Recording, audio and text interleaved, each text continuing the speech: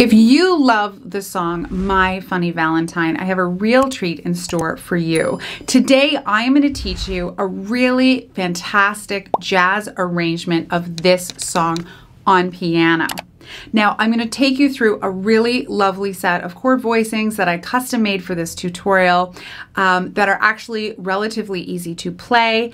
I'm going to give you a free download of it, which will be linked in the description box below. And it will be a perfect arrangement if you want to accompany yourself singing the song, or if you would like to accompany someone else singing the song. If this is of interest to you, stick around. I'm Brenda Earl-Stokes. I'm the owner and creator of Piano and Voice with Brenda, and I make creative and practical resources for singers, pianists, and music educators. Now, you may have watched my other video on learning My Funny Valentine on piano. I will link it up here if you want to check it out. In that version, I taught more of an intermediate way of playing this song, so it's a little bit simpler than what I'm going to show you today. So you're welcome to start there with that one, or you may as well stick around with me today and see what I'm going to show you. So I've come up with a really nice voicing strategy for My Funny Valentine. So for the entire song, I'm going to be playing 4-note voicings in my right hand while my left hand plays the bass note. And I'm going to take you step by step through each of the voicing strategies. I'm going to show you on the piano in my hands. I'm going to show it to you, the actual music on the screen, so you can read along with it. And if that's not enough, you can actually go to the description box below, and I will have a link where you can download for free the printable that goes along with this lesson. Once I've taught you the voicings and you're confident with that, I'm going to show you 4 different accompaniment strategies that you can use for your rhythm, for your comping. And 2 of them are if you want to do it as a ballad, and 2 of them are if you want to try this as a bossa nova. This song is so fantastic, and I'm not alone in loving the Miles Davis version of this and the Chet Baker version of this, both of which I would say are probably 2 of the most iconic versions of this song. So let's get started. So the voicing strategy that I'm going to be using 4-note voicings in my right hand, and my left hand is going to be playing bass notes. And this is pretty standard. For the most part, I'm going to be thinking along the lines of 3, 5, 7, 9. So if I'm playing an E flat major 7 chord, I'm going to be thinking my right hand is going to be playing 3, 5, 7, and 9 on the chord. And that's going to be my kind of general framework for how I do this.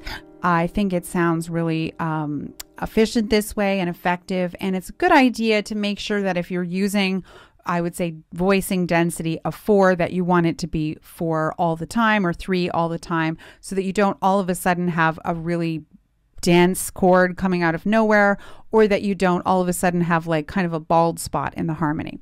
So the voicing that I've chosen for this C minor chord, I'm using this.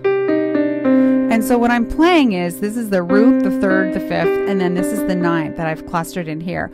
And at first I was thinking, oh, I'll just do this, but this sounds actually pretty. And then we're going to go to C minor major 7. And so there's the major 7 there. And then I'm going to go to C minor 7. Okay. And then C minor 6. So you'll notice that the top part of the chord is staying the same, and what's changing is the bottom note of the voicing. And this is really, really good voice leading. And this is part of the sound that they were going for. Richard Rodgers he was going for when he was writing this, I'm sure. It's just a very typical thing that we hear, especially in minor. And that's a great ear training thing you can do. Da, da, da, da. Good. Then we're going to go on to A flat major 7. Isn't that pretty? And what I'm actually playing is 3, 5, 7, 9, but I'm doing it in the 3rd inversion, which means that this note is on the bottom. And so we get that nice rub in there. Okay? And it's good voice leading because look, it came from C minor 6, and then we go here. So we've got that nice voice leading. So there's your A flat major 7, and then you're going to F minor 7. And this is straight up 3, 5, 7, 9. But it's such a nice warm sounding voicing. And then we're going to go to G7 sus flat 9. and this is the way that I wanted to play it. So this is missing a little bit. I mean, you could technically, if you wanted to, you could play the 7th here, but you don't really need it because this chord is quite complex already. So this is the flat 9, this is the 4, and remember when we have a sus chord, what we're doing is we're suspending the 4 so that the 4 is there instead of the 3rd. And then this is the 5th, and this is the root. And usually we wouldn't want to have a root in our jazz voicings, but this sounds really nice. And then in the next bar, it resolves. And so the C, that 4 suspended, resolves to the 3rd. So let's listen to that again. Isn't that nice? And then we're going to go back to our C minor again. And this again has that little kind of cluster of notes. And then the bottom note goes down by a half step to C minor major 7. Then we're going to C minor 7. Then we're going to C minor 6. And then there's that A flat major 7 again, where it's 3, 5, 7 with the 9 tucked in on the bottom. And then F minor 7, 3, 5, 7, 9. And now we're going to A flat major 7 over B flat. And this is another way of saying B flat 7 sus. That's what I could have said, but instead what I'm saying is A flat major 7 over B flat or B flat 7 sus. And then to make it extra special, I'm going to flatten the 3rd. So what this is now is a B flat 7 flat 9. Isn't that pretty? Favorite work of art. So I just wanted to give you a little extra something. So now when we get into the B section, so let's, now that you've heard all these voicings, let's just sing over top of it so that you can hear it in context. And you always want to make sure you give yourself your first note, because I just didn't do that. My funny Valentine, sweet comic Valentine, you make me smile with my heart. There's that cool voicing. Your looks are laughable, unphotographable, yet you're my favorite work of art. Ooh, we get extra points for that one. So now we're in the bridge. And for the first 4 bars of the bridge, we've got the same 2 chords going back and forth. So we're going from E flat major 7 to, again, this A flat major 7 over B flat. It's another way of saying B flat 7 sus. And I'm using a very typical 3, 5, 7, 9 voicing for E flat major 7. And then I'm going up to the A flat major 7. So organizing it this way is great because you don't have to be like, oh my goodness, what am I supposed to play? You can be just thinking of the shorthand for B flat 7 sus, if you choose it to be, is A flat major 7 over B flat. So you're thinking of the chord, the major chord, a whole step down from the root. And see how beautifully this voice leads, because my right hand just has to go up. Oops, for this one. So it just goes back and forth. Yep. So is your figure less than Greek? Is your mouth a little weak? Now we're going to E flat major 7. I'm going to change the voicing. So this is, I've taken the 3rd and stuck it on the top. We were here before. I'm going to here. Then we're going to G7 flat 9. Okay, and it's sort of not a G7 because the G is missing. So it's like a D diminished 7, but I'll call it G7 flat 9 for now. And then we're going to C minor 7. And again, this is 3, 5, 7, 9. But what I've done is I've put it in its second inversion. All right, so we're going from E flat major 7, G7 flat 9, and then we're going to the C minor 7. And then we're doing this beautiful clustery 2-5-1 to A flat major 7. And this is very typical of what you would hear Bill Evans do, because he really favored that crunchy sound in some of his voicings. That's like a very Bill Evans-y kind of thing. And so what I'm doing here is I'm actually playing 3-5-7-9 for B flat minor 7, but I'm going into the second inversion of it. And then for the E flat 7, I'm changing the bass note to E flat, and just my thumb is moving down in the right hand. And see that?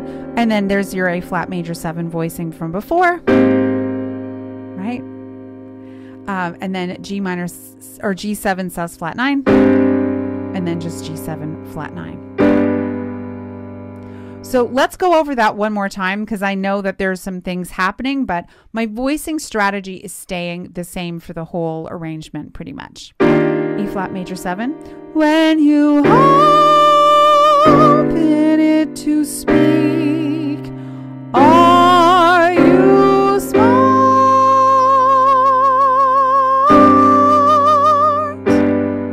Excellent.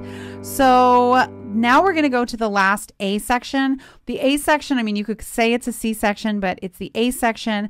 And what it has is a little kind of a coda at the end of it. So you get 12 bars here instead of the same 8 bars of the A section before. So we're going to do what we did before. There's that little clustery C minor major 7, C minor 7, and then C minor 6. Now we're going to A flat major 7. Good. Now we have a whole sequence of 2-5-1s here. We've got D minor 7 flat 5 to G7 flat 9. Okay. And what I'm doing for this one, this is again a very standard D minor 7 flat 5 voicing. This is the flat 5, the 7, the root, and the 4th. Now you might say, well, wait a second, where's the 3rd? But I mean, this works too, but this is a little extra, and I just wanted to give you just a little Easter egg. This is a really, really nice voicing. And you'll notice it's actually the same voicing we were playing for the G7 sus flat 9. So there you go. D minor 7 flat 5, G7 flat 9. So this is 3-5-7 flat 9. And then we're going to the C minor 7 to the F7. And what's important to remember with this voicing is that it's 3-5-7-9. That's what it is in the second inversion. And so when we go from the C minor 7 to F7, we're doing a 2 and a 5 as if we're going to B flat major 7, but we don't go there. So we're doing C minor 7, and then the bottom note of the voicing is going down to the A, which is the 3rd of F7. Now we're going to do B flat minor 7. In that same voicing we did before, 3-5-7-9 in the second inversion, and then the bottom note goes down to E flat 7. And then this time I go to A flat major here. Pretty. So that's the 3rd, the 5th, the 7th, the 9th. And then we go to F minor 7. And then here I've chosen to go back to that A flat major 7 with the B flat. Valentine's Day. And then at the very end of this, I have a turnaround, D minor 7 flat 5 to G7 flat 9. Now, obviously, you only play that if you're planning to go around and do a second version of this. If you're at the end of the song, then you just finish on the E flat major 7. So let's do the B section to the end using these voicings. Remember, we always give ourselves our first note. If we forget, then it's too late once the band starts. So we're starting on the E. Is your figure less than Greek? Is your mouth a little weak?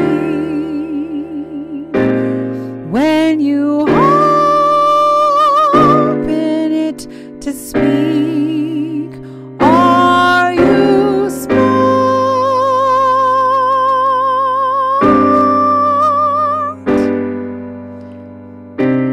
Don't change a hair for me, not if you care. there for me. Stay, little Valentine, stay.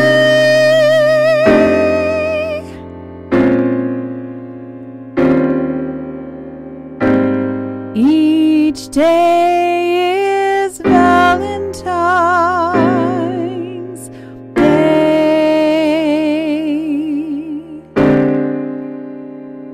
Good, and I'm imagining that we're going to keep going. So I wanted to show you 4 different accompaniment strategies that you could use here. And I'm not going to play the whole song over and over again. I'm just going to show you a couple of highlights because you can do this as a ballad and also as a bossa nova. So I wanted to give you the opportunity to customize it based on what your ear is hearing or what you're interested in. So we're going to start out by doing it as a very, very simple ballad. And in this ballad model, you can see the right hand would just play a whole note and the left hand would play 2 half notes. And this is that typical 2 feel that we feel in a ballad when it's quite steady versus the 4/4, like where there's 4 quarter notes in it, which is more of a walking ballad. So this would be My Funny Valentine, sweet comic Valentine, you make me smile with my heart. So if you're not used to playing a lot of self-accompaniment or you're still really working on the voicings, this is a great way to add a little bit of movement, but it doesn't require a lot of moving parts because you're literally just lifting and dropping your left hand. Now, if you want to step it up a notch, you can actually play from the root into the 5th in the left hand. So if you're on a C minor, you could go this way, down to the 5th, or you could go up to the 5th, whichever one kind of fits better for you. 2, 3, 4. My funny Valentine, sweet comic Valentine, you make me smile with my heart.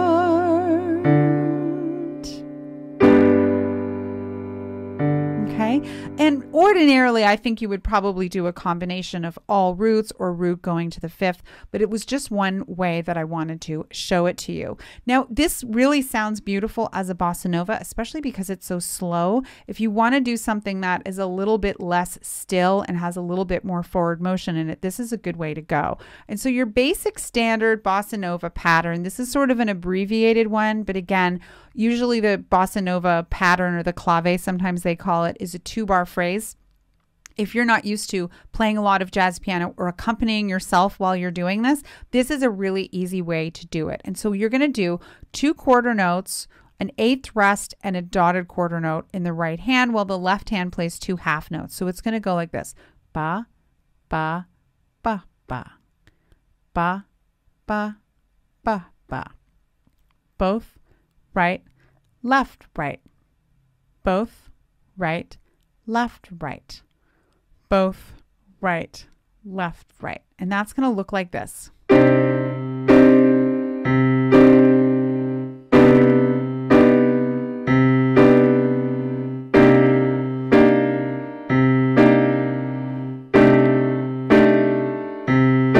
See how I did that with the root? And you can keep going.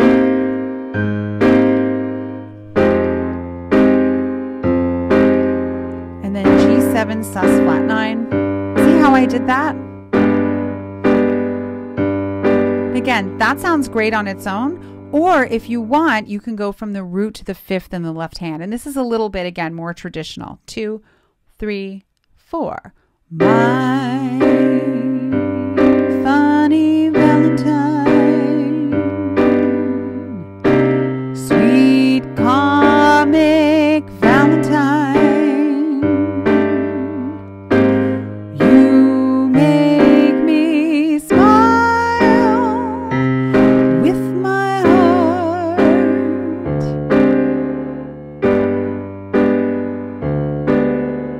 I did that. So you can practice each of those ways, or if you have a preference for one of them, you can practice it that way. So my suggestion, now that I've taught you how to play all of this, is to take some time and really work these voicings into your hands. You can practice this 8 bars at a time. You can read along with it. Of course, you can go to the description box below and download the printable for this so that you can follow along. Master the voicings, and then once you've mastered them, then to apply the accompaniment strategies, the comping, and then turn the metronome on to make sure that you're keeping your pulse really, really steady. Although there's some tricky bits in it, for the most part, it's pretty straightforward, and I think that you'll find that it is extremely satisfying to use for your own singing or for the singing of someone else. And for bonus points, you're welcome to do some analysis to see how I'm doing these voicings. I explained it in the video a little bit. Maybe you could practice it in different keys just for an extra boost of your skills. If you enjoyed this video, make sure you leave it a thumbs up and leave a comment below letting me know how it went. What did you think? What other songs do you want me to cover? Make sure also to subscribe to my channel and turn the notifications on. I post videos here a couple of times a week, and it would be great to have you as part of my community of learners. If you want to know more about me, you can check out my website, pianoandvoicewithbrenda.com. There I have tons and tons of great resources for you, and you can sign up for my mailing list. I send out emails every single week full of great information. Thank you so much for watching, and I hope you enjoy playing My Funny Valentine.